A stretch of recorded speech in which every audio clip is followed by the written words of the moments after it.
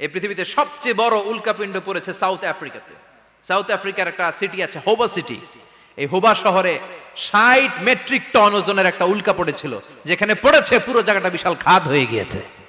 এরকম একটা উল্কা যদি এখানে পড়ে আজকে, বাঁচার উপায় আছে?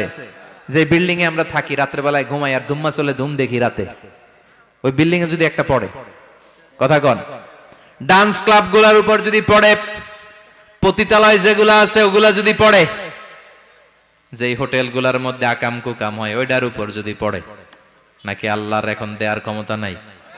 কথা কন। তার মানে বেঁচে গেছো, পার পেয়ে গেছো মনে করো না, নিজ দিয়েও আযাব আছে, উপর দিয়েও আযাব আছে। চিল্লায় বলেন ঠিক কিনা? এজন্য ভয় পেতে হবে একজন সত্তাকে, তিনি কে? সব ক্ষমতার মালিক কে? এরপর আল্লাহ বললেন আওয়ালাম ইয়ারাউ ইলা আত-তায়রি ফাওকাহুম সাফাতিন